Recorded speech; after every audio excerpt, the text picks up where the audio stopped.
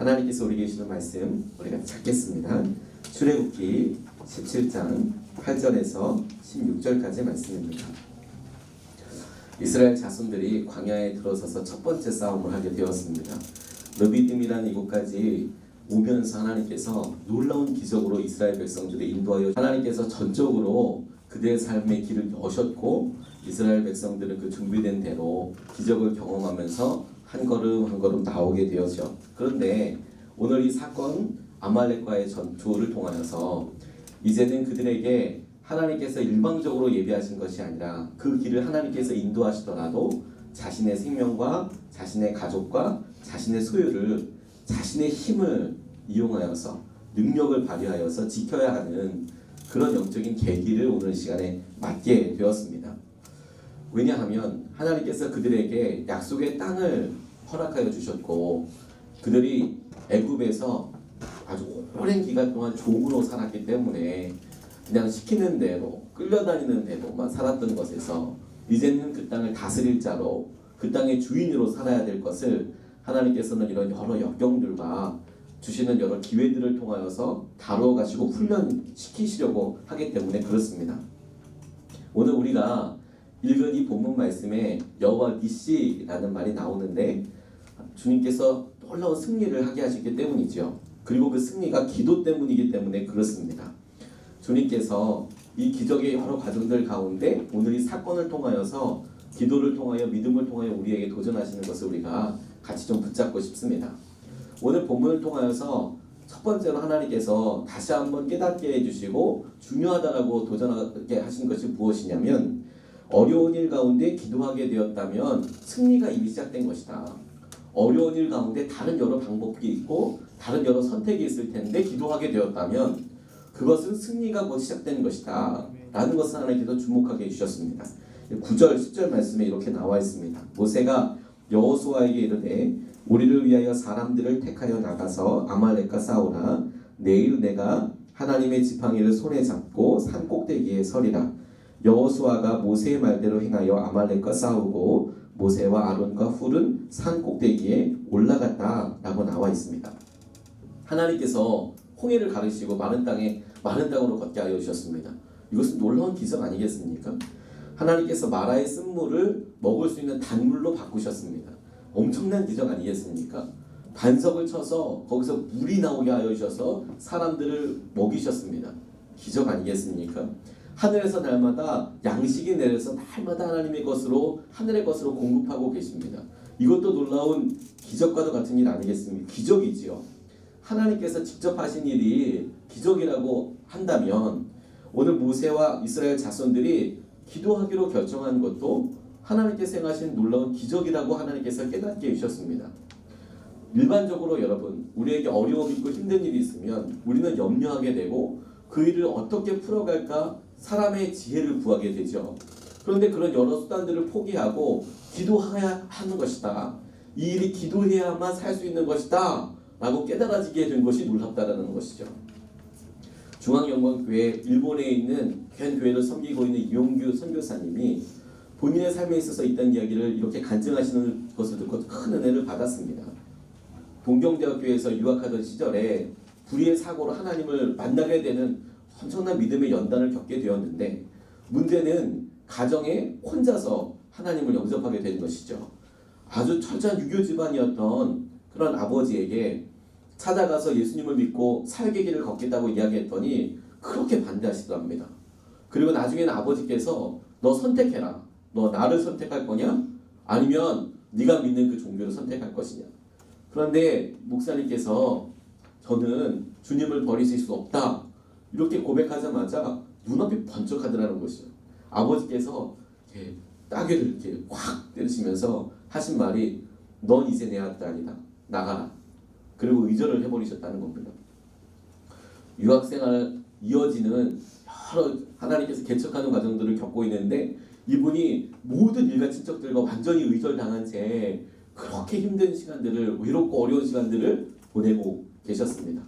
그러다가 시간이 오래 지나서 형님이 한 분 계시는데 사회적으로 엄청난 성공과 뭐 대통령상을 받을 정도의 그런 유명한 기업인으로 이렇게 활동하시는 형님께서 갑자기 아프시다고 그래서 안 가볼 수도 없고 고민하다가 용기를 내어서 처음으로 형님 아픈 그 병원에 가서 이렇게 형님을 위로하고 있는데 아버님도 계시고 형님도 그렇게 완강하시다가 갑자기 그렇게 동생이 와 있는 걸 보고 동생한테 멀끔멀끔 쳐다보시면서 버럭 이렇게 소리를 지르시더라는 거죠.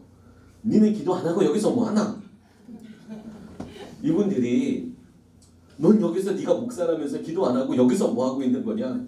본인이 죽을 병에 걸려서 기도하게 되는 기도라도 지금 해달라고 생각하게 되는 거. 이분이 그게 너무 감사하고 하나님께서 그 일을 통하여서 가정을 전도하고 본인의 사역을 열게 되는 그런 계기가 되었더라고 간증하시는 것을 보았습니다.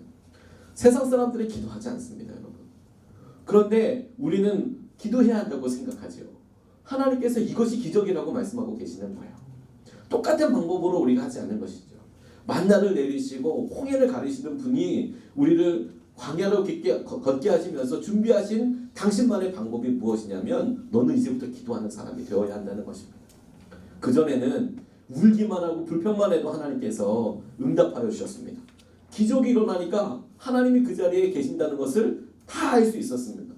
근데 이제는 더 놀랍게 하나님을 경험하게 된 것이 무엇이냐면 이제 너의 입으로 구해라. 그리고 그 구한 것이 이루어지는 것을 보면서 내가 여기에 너희와 함께 있는 것을 부인하지 못할 것이다. 놀랍게 경험하게 될 것이다. 이렇게 말씀하고 계시는 것이죠. 이번 송구에 오신 예배 때 기도하는데 가족 예배별로 기도하고 이렇게 있었습니다. 남자아이가 이렇게 나왔어요. 아빠 엄마가 안수기도 이렇게 받으니까 얘가 눈치를 살살 살피는 겁니다. 처음에 아빠 기도할 때 이렇게 멀끔 보고 엄마 기도할 때 멀끔 보고 이제 자기 차례가 온 겁니다. 근데 이 녀석이 가만히 멀뚱멀뚱 보고 있다가 슬그머니 손을 이렇게 모으는 거예요. 그리고 기도를 받는 겁니다. 엄청 예뻤습니다. 장씨 집안에 한 남자애가 있습니다. 그래서 이렇게 기도하다가 웃음이 나오더라고요. 너무 이뻐가지고. 그런데 부모가 하는 거 보고 어른들이 이렇게 하는 걸 가만히 보니까 얘네들이 이거 배우는 거 아니겠습니까? 이게 기적인 거예요. 저는 평소 때 외국어에 관심이 참 많아서 공부도 하려고 노력을 하고 이렇게 하는데 좌절감을 많이 경험합니다. 그러니까 모국어로 사용하는 마더텅으로 사용하는 사람들은 그걸 쉽게 할 텐데 어떤 수준이 넘어가면 도저히 어떻게 따라갈 수 없는 그런 부분이 많이 생기는 것 같아요. 점점 그런 부분이 많이 생기는 것 같아요. 이거 안 되겠다 싶어서 가만히 보면 외국에는 뭐 이런 단순 비유가 좀 그렇긴 하지만 거지들도 저보다 그 나라 언어를 잘하잖아요. 미국에 가면 미국의 거지들이 저보다 영어를 잘하고 뭐 프랑스에 가면 프랑스에서 국어하는 사람이 저보다 불어를 더 잘하고 뭐 이렇지 않습니까? 그런데 이유가 딱 하나밖에 없지 않습니까? 그 사람은 거기서 태어났고 그 나라 그 언어를 많이 썼으니까. 그런데 그런 의미로 아이들을 보면 기적이 일어나는 겁니다. 처음에 태어날 때 아이들이 태어나자마자 엄마 아빠 안녕하세요 이렇게 이야기하는 것이 아니지 않습니까? 처음에는 그냥 무조건 울어 제끼는 겁니다. 울면 그런데 엄마 아빠는 잘 모르겠고 엄마는 기가 막히게 애가 왜 우는지 아는 거죠. 기저귀도 갈아주고 맘마도 주고. 그런데 진짜 기적이 뭐냐면 그 아이에게 그렇게 부모로서의 손길을 주면서 이 엄마 정확하게 말을 하면서 준다는 겁니다. 아이고 우리 예쁜 아들이 이제 화장실에 가야 되는구나. 우리 기저귀를 갈자. 아이고 배가 고파서 우는구나 라고 아주 정확한 문장을 통해서 이야기를 해주지 않습니까? 그런데 그 말을 애가 전혀 못 알아듣죠. 근데 놀라운 것은 그렇게 3개월을 이야기하고 6개월을 얘기하고 1년을 이야기하다 보면 어느 순간에 아이가 엄마가 사용하는 말들 중에서 맘마, 엄마 뭐 이런 이야기들을 하기 시작하는 것이죠.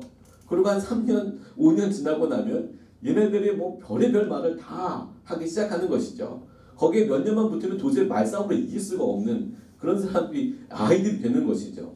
말을 하기 시작해요. 그래서 자기가 고백하고 이야기하고 그것에 대해서 부모가 그대로 반응해 주는 것을 알게 되는 것이죠. 믿음에 있어서도 정말 그렇더라고요.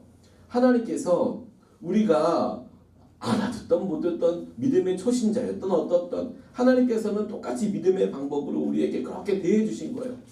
그런데 어느 순간이 지나고 나니까 우리가 그 하나님의 일, 하나님의 언어인 기도로 하나님 앞에 나아가는 거예요. 그러면 여러분 우리가 알 수 있는 게 뭐예요? 어느 순간에 이런 능력이 우리에게 생긴 것이 아니라 하나님께서 우리가 알지 못하던 오래전부터 똑같은 방법으로 우리에게 그렇게 대해주고 계신 것이죠. 그러니까 우리가 마치 말을 하기 시작했다면 그 부모가 수개월, 수년 동안 그렇게 반복적으로 이야기해서 그렇게 역사를 그렇게 계속해서 말을 하게 되는 것처럼 우리가 하나님의 방법을 기도하기 시작했다면 하나님이 그런 능력을, 그런 계획을, 그런 시작을 우리에게 하셨다는 것이죠. 그러니까 믿을 수 있게 되는 겁니다. 기도하게 되었다면 하나님께서 승리하게 하시기로 작정하신 거구나. 오래전부터 그렇게 계획하신 거구나. 그렇게 믿고 우리가 나아갈 수 있게 되는 것입니다. 어려운 일들 앞에서 하나님께서 이렇게 보여주신 것이 오늘 손이 올라가면 승리하고 손이 내려가면 패배하는 것처럼 보이는 것을 통하여서 하나님께서 기도에 그렇게 주목하고 계시다라는 것을 모세를 통하여서 보여주신 거거든요. 두 번째로 주목하게 된 영적인 진리는 함께하는 것이 기도와에 있어서 함께하는 기도가 승리의 열쇠가 된다는 것입니다. 12절로 13절 말씀에 보니까 모세의 팔이 피곤함에 그들이 돌을 가져다가 모세의 아래에 놓아 그가 그 위에 앉게 하고 아론과 훌이 한 사람은 이쪽에서 한 사람은 저쪽에서 모세의 손을 붙들고 올렸더니 그 손이 해가 지도록 내려오지 아니한지라 여호수아가 칼날로 아말렉과 그 백성을 쳐서 무질렀다. 이렇게 나와 있는 것입니다. 하나님께서 모세의 손을 오늘 이 전쟁의 승리의 표징으로 삼으셨습니다. 올라가면 승리고 내려가면 패배하는 것처럼 보이고, 그래서 모세가 기도하는 팔을 내리는 거에 따라서 승리가 오고 가니까 그 옆에 아론과 훌이 얼결에 처음 있는 일이니까 그 모세의 팔을 잡고 그냥 서 있는 것이죠. 그런데 하나님께서 그것을 통해서 이스라엘에게 승리를 주셨다. 내용은 이런데 이 장면을 가만히 생각해보고 묵상해보면 굉장히 놀라운 일이라는 생각이 제게 들었습니다. 아론과 훌의 행동이 모세처럼 기도한 것과는 좀 다르지 않습니까? 모세가 기도해서 승리했다. 이것은 우리가 얼마든지 이해가 되는데 그 옆에 서 있는 사람은 기도한 겁니까? 아니면 뭘 한 걸까요? 라고 생각해 보게 된 거예요. 그런데 하나님께서는 모세가 기도한 것과 그 옆에 서 있는 사람들이 한 모습으로, 한 모양으로, 한 세트로 승리에 있어서 중요하다라고 지금 얘기하는 건 아니겠습니까? 네가 붙잡고 있었던 그것도, 모세가 팔을 내려오게 하지 못한 그것도 굉장히 중요한 승리의 일부분이었다라고 이야기하는 것이죠. 승리의 장면을 이렇게 팍 찍었으면 그 장면이 기억될 만한 미장센이 되게 하시는 거예요. 딱 굉장히 중요한 장면이 되게 하시는 것이죠. 주님께서 마지막으로 겟세마네에서 기도하실 때 그 장면을 떠올리게 됐어요. 제자들을 데리고 가셨습니다. 너무 유명한 부분이죠. 졸았습니다. 3번이나 은혜로 깨우셨습니다. 우리들의 연약함을 보여주는 아주 그런 장면이기도 합니다. 그런데 주님 입장에서 한번 생각해 보게 됐어요. 그렇게 연약하고 그렇게 잘 조는 사람들을 흔들어 깨워서라도 주님은 기도하는 그 자리에 누군가가 있기를 원하신 거 아닙니까? 주님은 그렇게 해서라도 누군가가 기도해 주기를 바라신 거 아니겠습니까? 그냥 열정으로 기도해 주고 눈물로 기도해 주는 사람 있으면 힘이 될 텐데 이제 마지막으로 십자가 지실 거 아시고 제자들이 있는데 제자들 자고 있지 않습니까? 흔들어서 깨우면 정신을 차려주면 좋은데 또 자고 있지 않습니까? 그런데도 하나님 주님께서 그렇게 흔들어서 깨우셨다면 우리의 연약함도 극명하게 보여주는 장면이지만 반대로 주님께서는 그런 연약한 기도라도 하기를 원하셨다. 그 자리에 있기라도 주님께서는 바라셨다. 이게 기도의 놀라운 특성이더라고요. 이게 진짜 귀한 거더라고요. 기도의 자리에 함께하는 사람은 이미 승리의 자리에 함께 있는 거예요. 우리는 우리 스스로가 눈물이 나고 열정이 있고 그런 기도가 너무 좋죠. 그리고 우리가 사모해야 할 마땅한 은혜입니다. 그런데 여러분 그렇게 되는 것이 있을 수도 있고 허락해 주셔도 기도할 수도 있고 어떨 때는 좋을 수도 있지 않습니까? 근데 주님 입장에서는 이게 똑같을 수도 있다는 거예요. 모세처럼 우리가 기도하여서 손이 올라가서 승리하게 되는 경험도 있고 어떤 때는 우리가 옆에 서서 그것을 중보하고 붙잡고 있는 사람일 수도 있는데 하나님께서는 그 기도를 한 세트로 승리의 장면으로 기억하신다는 거예요. 그러니까 함께 기도하는 게 너무너무 중요하지 않겠습니까? 제가 고사리교회에서 목회할 때 저를 그렇게 기도하도록 해주시는 성도님 한 분이 계셨어요. 저희가 새벽 4시에 항상 새벽 기도했는데 이 한 분이 산 밑에서부터 올라오시는 겁니다. 담임 목사가 도망도 못 가고 그러고 오셨는데 새벽 예배 저 안 드릴 수도 없고 그렇게 하는 것이죠. 이분은 새벽 3시 20분서부터 와서 불 켜놓고 기다리시는 분이에요. 처음에는 이분 오기 전에 교회 불이라도 켜놓을까 하다가 나중에 포기했습니다. 이분은 7시에 주무셨어요. 해가 지면 그냥 주무셨어요. 저는 그렇게는 안 되거든요. 그러니까 2시에 일어나서 준비하시고 밥 해놓고 한 2시 반 이쯤 되면 그냥 올라오시는 거예요. 그러면 한 30분 40분 걸렸거든요. 그러니까 3시 20분 때쯤 되면 가만히 계시는 겁니다. 근데 제가 목회했던 그 과정들을 생각해 보면서 그분 생각이 정말 많이 나는 거예요. 어디 잠깐 나갈 일이 있고 서울에 올라올 일이 있으면 한 분한테만 전화하면 돼요. 내일 여기 제가 있어서 무슨 일 때문에 올라왔는데 혼자 기도하고 가셔야겠습니다. 이렇게 전화하는 거죠. 근데 그게 얼마나 저를 영적으로 각성하게 하는지 깨어있게 하는지 얼마나 하나님 앞에 메워달리게 하는지 몰라요. 앉아서 와서 기도하고 있어야 되잖아요. 너무 놀랍더라고요. 너무 놀랍더라고요. 그리고 그분에게도 하나님께서 행하신 은혜를 보게 하시더라고요. 근데 제가 이런 엉터리 같은 마른 기도를 통해서 하나님께서 역사하신다는 것을 어떻게 알았느냐 하면 하나님께서 우리 교회에 기도 제목을 주셨을 때 알았습니다. 교회 보일러 공사를 해야 되는 겁니다. 너무너무 이게 그 재정에 목돈 들어가는 게 쉽지 않았습니다. 그런데 헌금할 수 있는 게 그렇게 많지 않죠. 그래 우리 할머니 할아버지들께서 헌금하면 이렇게 쉽게 많이 하실 수 있는 게 아니지 않습니까? 그러니까 기도할 수밖에 방법이 없죠. 근데 아는 사람들이 없는 겁니다. 시골에서 그거 어떻게 하겠습니까? 그런데 설상가상으로 방수공사도 해야 되는 거예요. 계속 공사가 많은 겁니다. 건물을 지어놓으니까 이게 아무리 현대식으로 예쁘게 지어놔도 공사를 괴산 사람이 했으면 이건 괴산 건물인 거예요. 설계를 서울에서 한 거는 필요가 없는 거예요. 시공을 어디서 했느냐에 따라서 그대로 차이가 나는 겁니다. 괴산 스타일이 됐어요. 그래서 기도밖에 할 수 없는데 제가 그렇게 어려운 상황을 하니까 저희 지방에서 같이 친하게 지내는 목사님이 제게 진심 어린 충고를 해주셨어요. 본인 마음이 정말 어려우셨을 텐데 저한테 목사님 편지들을 한번 써보세요. 여러 교회들의 편지를 한번 다 써보라는 거죠. 우리 교회가 그 방수공사를 해야 하는데 한번 보내보시라고 지방에 연회에다 다 보내보시라고. 본인도 너무 생활이 힘들어서 그렇게 보내보셨다고. 그랬더니 다는 아니지만 몇몇 교회도 반응해 주는데 너무 감사하더라고. 저는 사실 그렇게 편지를 보내보고 하나님께 기도 요청을 하고 교회 형편을 알리는 게 믿음이라고 생각합니다. 그거 믿음입니다. 그렇게 해서라도 하나님께서 그 교회를 세우시거든요. 근데 제게는 하나님께서 그것도 믿음이라는 귀한 믿음이라는 생각도 주셨습니다만 제게 그때 당시에 이야기하셨던 것은 무엇이냐면 저희 아버지 평생 그렇게 어려운 모습 제가 봤거든요. 그런데 이제 저도 평생 목회하고 나아가야 될 거 아닙니까? 하나님 이거 채워주시지 않으면 제가 평생 하나님을 어떻게 따라갑니까? 하나님 이렇게 어려울 때마다 매일 편지 써야 되고 이러면 이거 어떻게 내가 하나님 믿고 따라갑니까? 하나님 이거 채워주십시오. 이게 믿음 같지 않습니까? 이렇게 기도하면 눈물이 나고 방언이 터지고 그래야 되는데 실제로 기도는 안 되는 거예요. 이런 기도를 하면서 조는 거죠. 이런 기도를 하면서 이게 몇 시야 이런 생각을 하게 되는 거예요. 장난해서. 왜냐하면 4시부터 기도하기 시작하면 여러분